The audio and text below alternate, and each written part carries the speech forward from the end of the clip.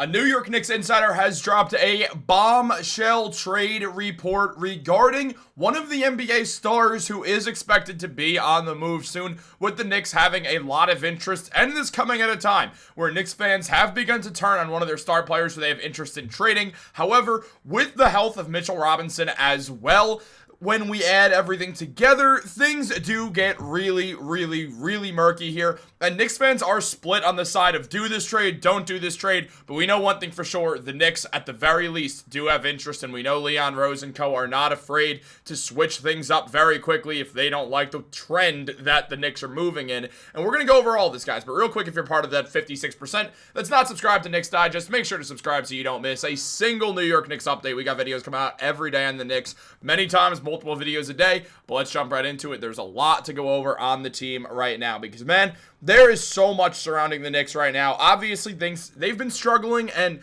things have not looked great, especially on the road. And fans have started to turn, and with fans starting to turn on some of the players, and Anthony Davis being one of the premier players currently available on the trade market, it's not surprising to see the Knicks have interest, which we also saw get brought up by Ian Begley recently, who said, I'm sure the Knicks would at least check in with Dallas if and when Anthony Davis becomes available. You may scoff at the idea, but the Knicks want to win a title this season. If Dallas is offering Davis at a below market cost, I'm sure the Knicks will at least give the move some thought.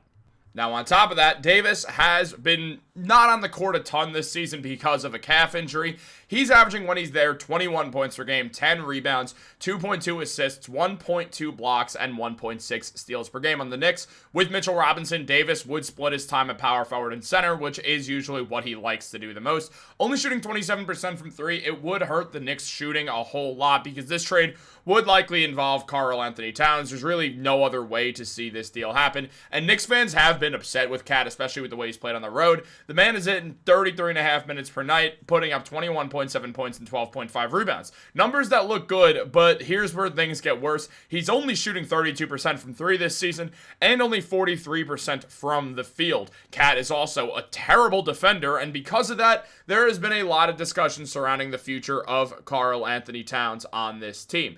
So with all that in mind, it's not surprising to see a whole lot of stuff going on with Cat, with this team. And look, honestly, I do like the idea of trading Towns for Anthony Davis. I think just on a general note, Anthony Davis is a better player. He's won a championship before. It would help the Knicks defense a whole lot right now. And yeah, their offense gets hurt because there's less shooting on the team. However, the Knicks, they will have enough shooting still. Yeah, they won't have a shooting big man, which, you know, a lot of teams do have, and it makes it easier to play a double big lineup. But Anthony Davis is a good mid-range shooter, and also at the same time, you do get an elite defender alongside Mitchell Robinson. The fear is the health. Davis right now is out with an injury, and when you look at someone being out with an injury, you do start to think to yourself, okay, do we trust this guy to stay healthy? Because over the last couple of years, there's been years where he's been healthy. I mean, he's had plenty of years where he's been healthy. A few years ago on the Lakers, he played 76 games. So he can stay healthy. The street clothes AD has been on and off for a bit. There's been years where he's there and years where he's just not playing. This year, we haven't really seen him play. We saw him get hurt pretty much instantly in Dallas as well. But AD's also tried and tested in the playoffs, not only winning a ring, but averaging 26.1 points per game and 12 rebounds with 3 assists in his career playoff games. He's played in 60 of them and has been an absolute star, whether that's been with New Orleans or the Lakers. He's went out there and always been an absolutely dominant force, who does also average 54% from the field. A lot of the criticism that Karl-Anthony Towns gets is because of the fact that Cat is not a good defender who does not always perform at his best in the playoffs. Now, that's not fully true at points because Cat has had years where he's been good in the playoffs, both with the Timberwolves and the Knicks. I mean, he's made one playoff appearance with the Knicks, and I know against the Celtics and the Pistons, he wasn't always the best, but he also did hit a go-ahead three for the Knicks against the Pistons from around 600 feet out. And on top of that, the possession before, hitting another clutch jump shot in a game where it felt like the Knicks were losing.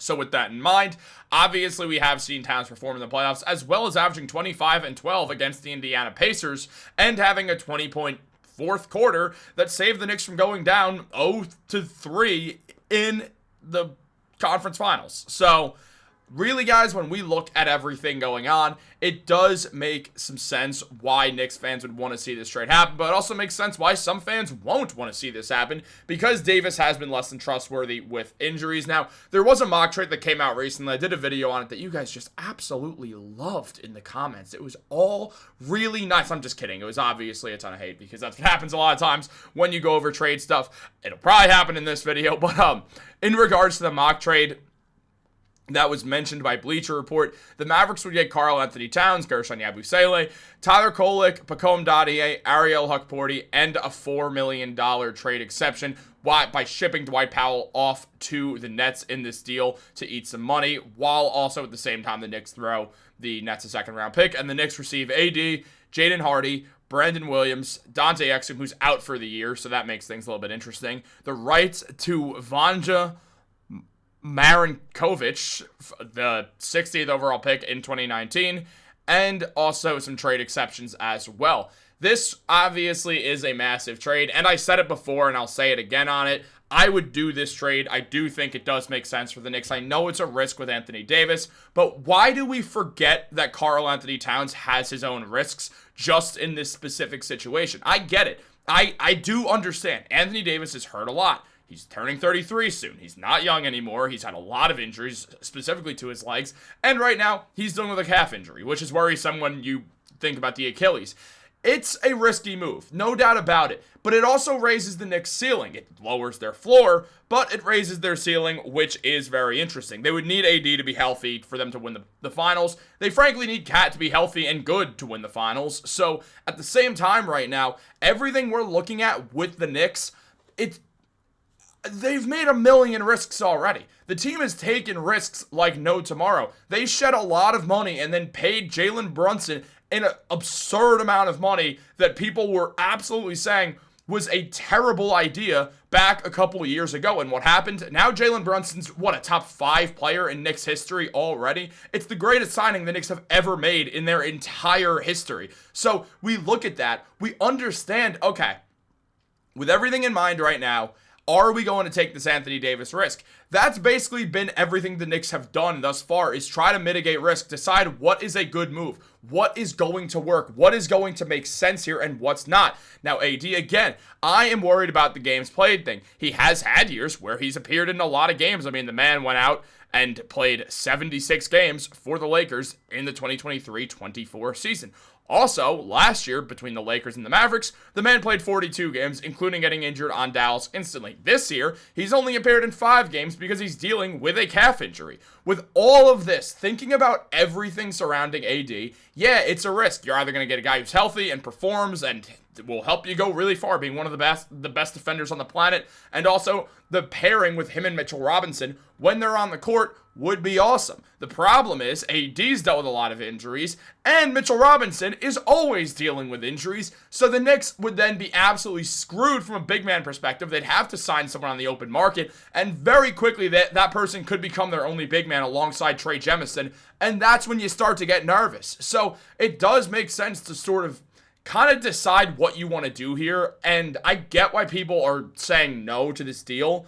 It does worry me, and right now the Knicks have been bad. I mean, they've lost almost every game they've played on the road. The only game that they did win was very ugly and also almost was a loss, but a foul was called against the Dallas Mavericks, which prevented the Knicks from losing that game. Also, one of the reasons why the Knicks won that game was because the Mavericks' best player, this guy, was not playing because he's injured. So that's what we have to look at. How much of a risk is it really going to be bringing in Anthony Davis?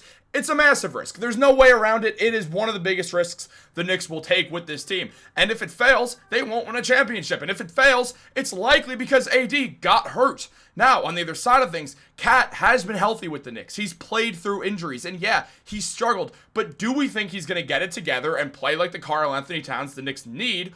Or do we think it's going to go poorly and maybe it's worth taking that risk on AD? That, in my mind, is what the Knicks have to figure out here. Either way, I think the Knicks can win the championship. Whether they trade for Anthony Davis, trading Cat away, or they just keep Cat, I think in each way, the Knicks can win the NBA Finals. I'm really not concerned with this slow start at all. I've said it before and I'll say it again. Teams start slow all the time. I mean, the Pacers had a losing record for the first, month and a half, 2 months of last season, and then were, a couple points away from winning the NBA Finals? It's not the end of the world. I still think the Knicks are the best team in the Eastern Conference. I get the Pistons are good. I get the Cavs are good. I get the Raptors are hot. The Raptors, yeah, absolutely not. Though, happy birthday to my buddy Ben Rogers of Raptors Digest. But at the same time, it's tough to decide if you want to make the move, but everything the Knicks have done up to this point has been taking massive risks. You got to take risks to try to win. The Knicks have made a ton of risks, including trading for Karl-Anthony Towns. Are they going to keep him around? What do you want to see happen? Let me know that in the comments down below. Like this video, subscribe, turn on post notifications. Have a great day, guys. Go Knicks. This video was going to come out a lot earlier than 9 p.m., but I guess it didn't. Later.